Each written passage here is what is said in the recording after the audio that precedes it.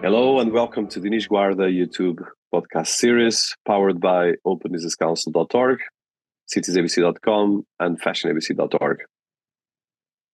And here we are again for another session of Books ABC. As I keep mentioning, books are my passion, one of my biggest passions. And as well, books make me a better human, a better leader, and a better person. And today I'm going to talk about two books that have they are completely different, but they touch in a lot of different areas. So the first one is by Johann Hari, Stolen Focus, Why You Can't Pay Attention. So the second book is The 4 Factors of Trust. How Organizations Can Learn Lifelong Loyalty by Ashley Reichheld with Amelia Dunlop. So the first book by Johann Hari, Stolen Focus, Why You Can't Pay Attention by Bloomsbury. It's a book that is a best-selling, but it's really particularly interesting. So why? Stolen Focus, as the title says, it's all about focus. So I always like to look at what people read about the book. So I'll start by Oprah Winfrey, which I don't need to say more, which is, I promise it will be worth your time and certainly worth your focus. So focus is the key element, okay? And the focus is you cannot achieve anything without focus. So in a time of digital distraction and so much digital busy, the challenge is how we can actually get into focus and without getting out of touch with reality. So the idea is how can we capture our attention? How we can actually take forward with this? So Johann Hari is an international best-selling author whose books have appeared in 40 languages. And his first book, Chasing the Screen, was made into both an Academy Award animated film and 8-part TV series presented by Samuel L. Jackson. So he was the executive producer of both. So I won't go too much with this stuff. This book actually was dedicated for me, and it was dedicated by a good friend that I praise here, and I hope to bring him here, Hassan Turunk. And Hassan really brought to me, and I am a person that is into a lot of things. And the book is precisely Stolen Focus, Why You Can't Pay Attention. So this is key for everyone listening to me, especially for young people, because this is the key thing. Okay, so let's go through the structure and as well some of the things here. So the book starts by an introduction that is walking in Memphis, and then it goes from the cause 1, that is increase in speed, switching and filtering. Cause 2, the crippling of our flow states. Cause 3, the rise of physical and mental exhaustion. Cause 4, the collapse of sustainable reading. Cause 5, the disruption of mind wandering. Cause 6, the rise of technology that can track and manipulate you, part 1. Cause 6, the rise of technology that can track and manipulate you, part 2. And the cause 7, the rise of cruel optimism. And the first glimpses of the deeper solution. Cause 8, the surge in stress and how it is triggering vigilance. The places that figured out how to reverse the surge in speed of exhaustion. Cause 9 and 10, how deteriorating diets and rising pollution. Cause 9 and 10, or cause 11, the rise of ADHD and how we are responding to it. Cause 12, the confinement of our children, both physically and psychological. So I went through this because I think this is really very important. Of course, you can buy the book and read these things, but what is important here, I want to touch specifically the disrupting of the mind wandering. So I think especially with the second half of the 20th century and the last 20 years, with digital innovation and with all the different things we've been really getting to physical and mental exhaustion. Of course, this is a very cliche because all stages of humanity were about this. But what is interesting right now is that, of course, the sense of attention or the span of attention is much smaller than ever. Of course, it means that our brains are expanding more than ever because, of course, we can do and multitask things that our previous grandfathers and grandfathers and so forth could not do. And if you go back on time as well, people are living much more than ever. Because if you just go back to the beginning of the 20th century, the average lifespan was 40 years old. Now it's 70 to 80, in some countries 100. So what we have here is that we have a lot of causes for lack of focus. And the end of the day is how we can actually look at the attention rebellion. That is the conclusion of this book. And as well, how can we fight to improve attention? So this actually happens through how we can look at ourselves and the different areas.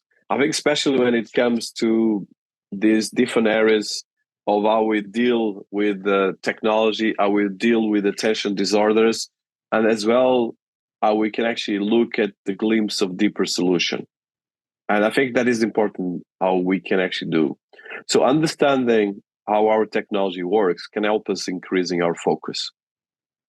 You have to see, as I mentioned here, one of the causes of disruption is the rise of technology that can track and manipulate you.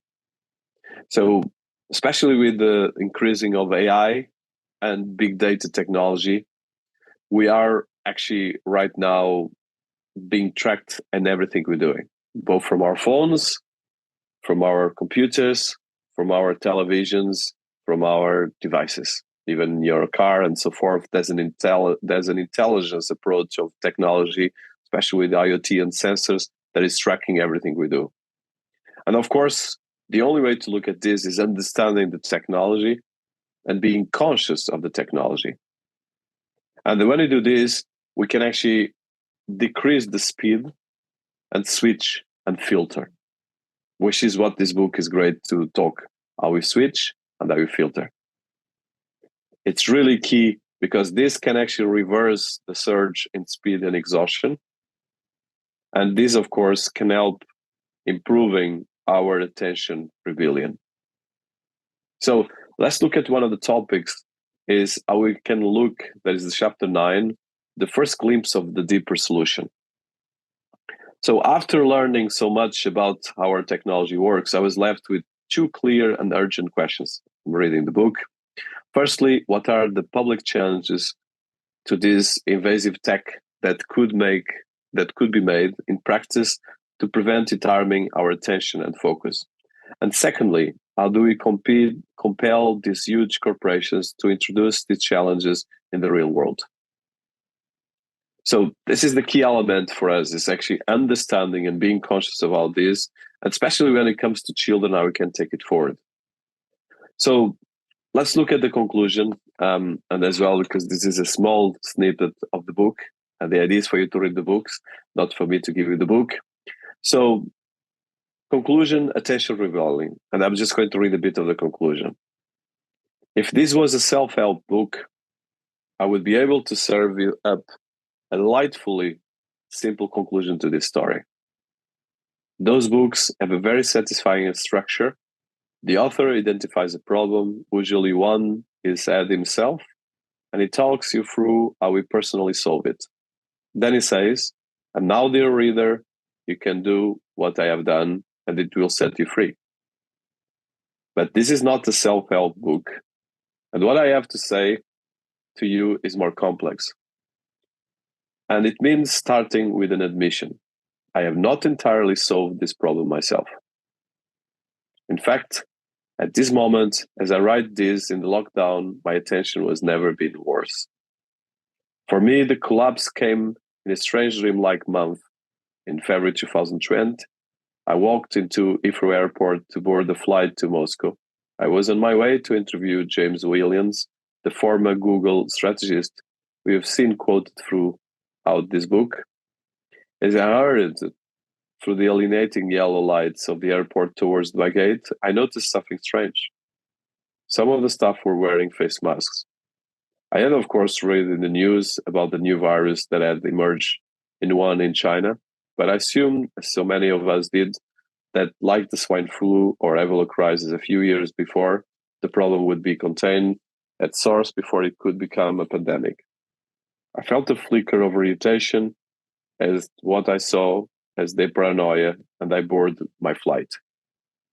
I landed into a freakishly warm Russian winter. There was no snow on the ground, and people were wearing t-shirts and selling off their fur coats for the pizzas. As I strolled through the eerily snowless streets, I felt tiny and disoriented. Everything in Moscow is vast. People live in enormous concrete lumps of apartment blocks, and they work in ugly fortness.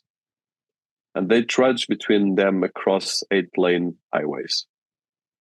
The city is designed to make the collective seem vast and make you, the individual, feel like a speck in the wind.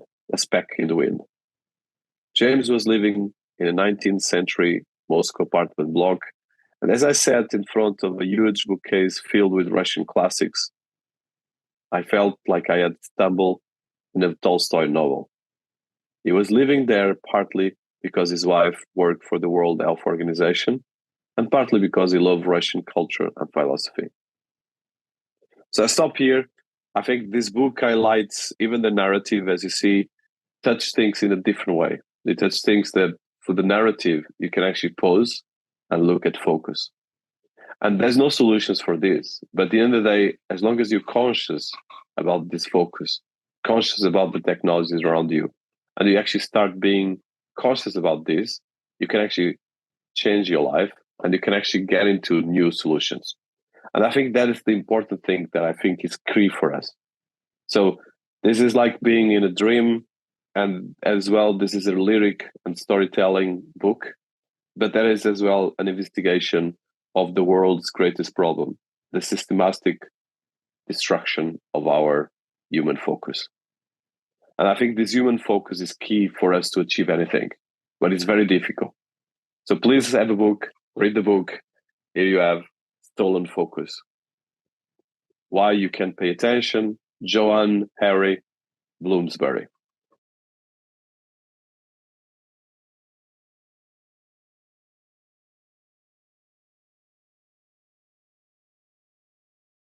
So let me go for my second book in this episode.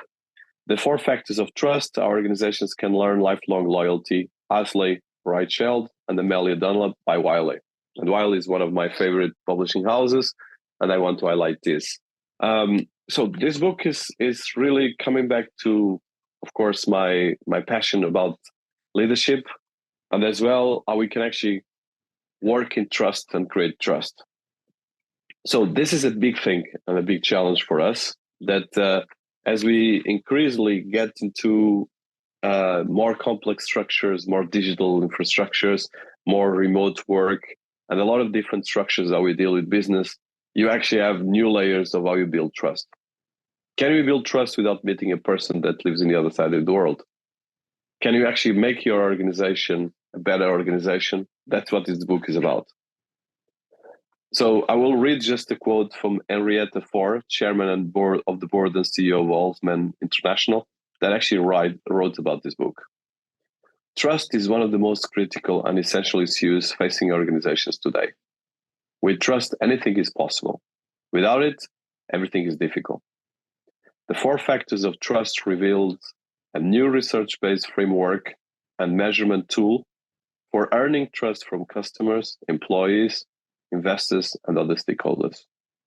Reading these groundbreaking insights and showing respect, patience, and commitment will be invaluable to see for CEOs and frontline supervisors throughout an organization. So Henrietta Fore, chairman and board, the CEO of Altman International. So what are the 4 factors of trust? And how can organizations build lifelong loyalty? So I think this book is a key book. And of course, the organizations that are trusted outperform their peers up to 400%. And customers who trust the brand are 88% more likely to buy again. And 79% of the employees that would trust their employer are more motivated to work and then less likely to leave. So this is not easy, nevertheless. Okay, how do we build these 4 trusts that drive trust? And I think this goes specifically about wrestling with trust, the path to loyalty, and I'm picking a lot of the things in the book that I like, but as well the most trusted organizations. I will look at other organizations that are trusted, the least trusted organizations, the demographics of trust, the trust ecosystem, and this is just the beginning. So I think this part one is a key element because it gives an ecosystem that is key for us. And I think especially when you go to the how to of trust, how to build trust, executive leadership, marketing and experience, talent, human capital, operations and conclusions, cybersecurity, that is a big thing, especially as we build digital infrastructure, new companies that are in the end of the day, as the entire the economy becomes digital. But this is not just about trust for economy, it's how we can actually build these different things.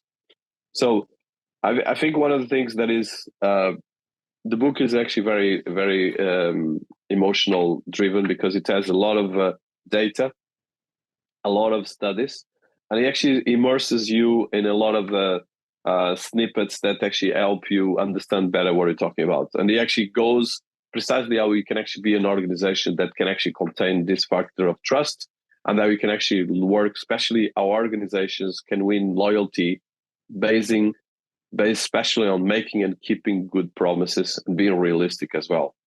And the goal of Trust Pilots is to drive, one of the things that the book touches as well, is how we create trust pilots that actually can drive mutual advantage and by making and delivering the right promises. So this is a key element for trust.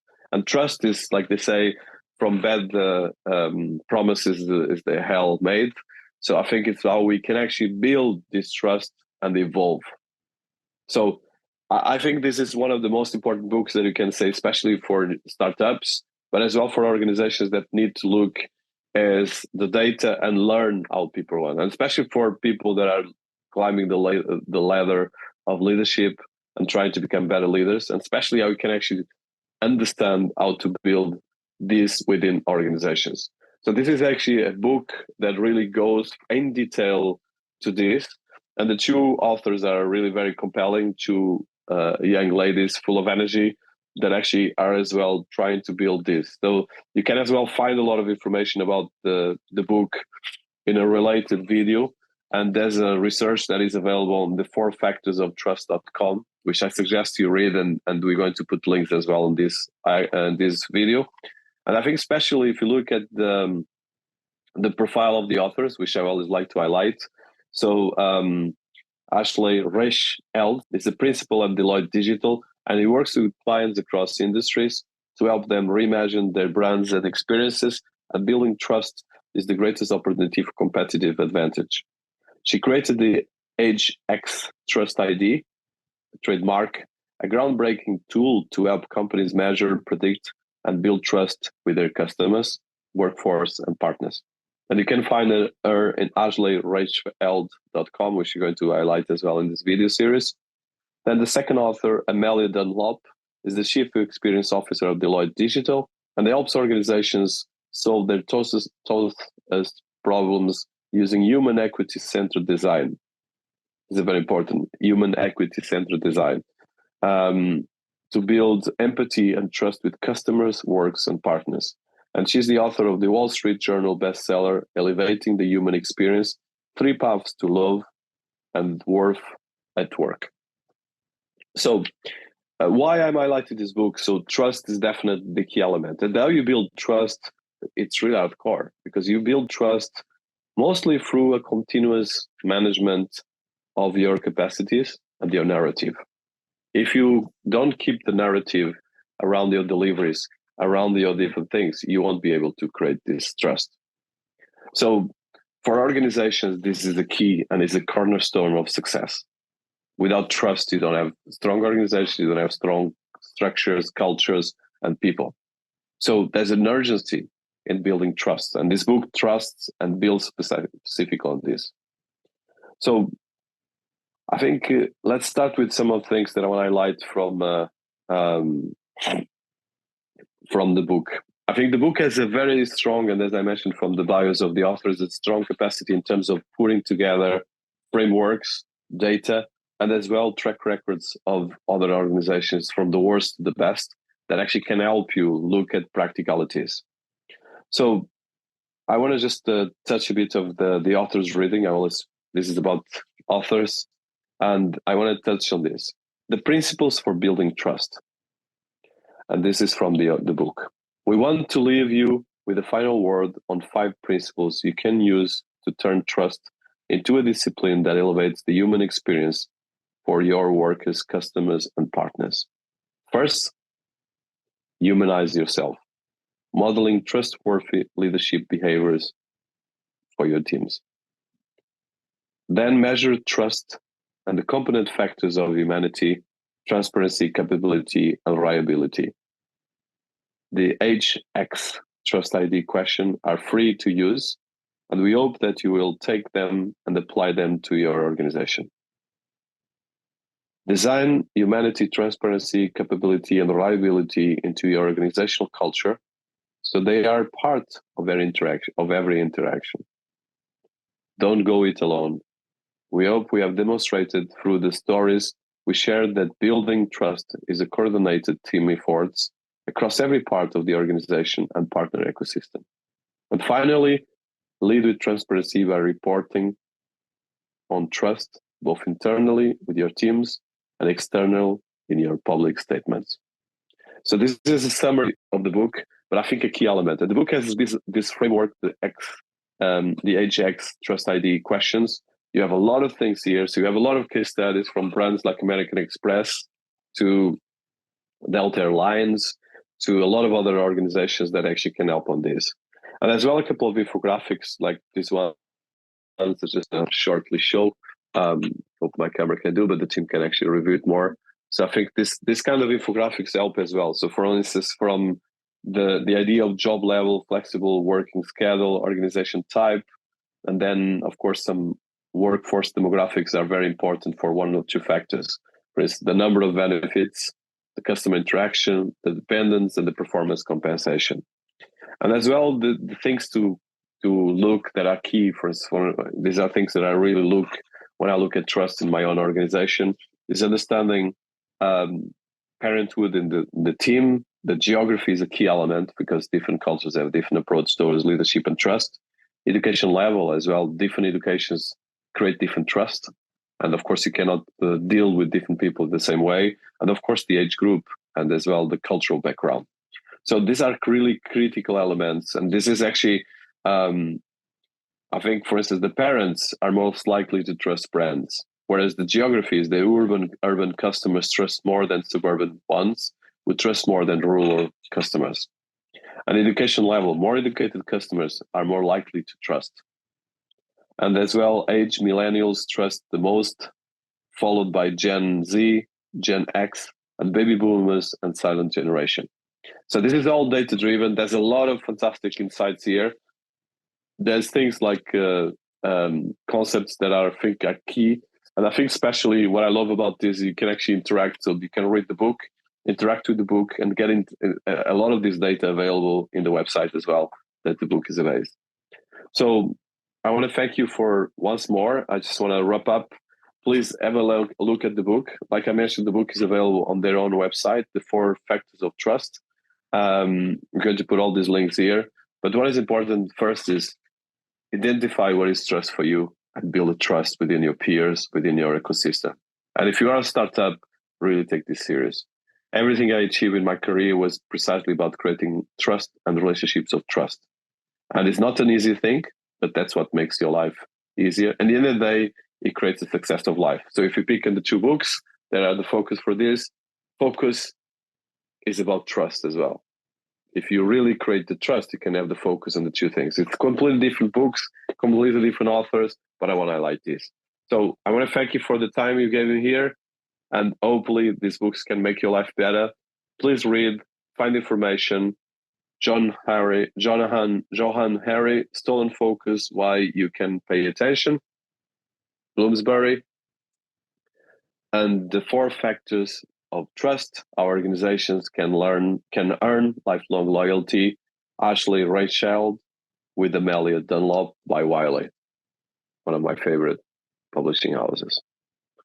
I'll leave you for now. Thank you so much once again. Books make your life better. Don't forget, read, think, and trust and focus. Have a great day wherever you are in the world. And thank you for being here. And enjoy and put a comment. Thank you so much.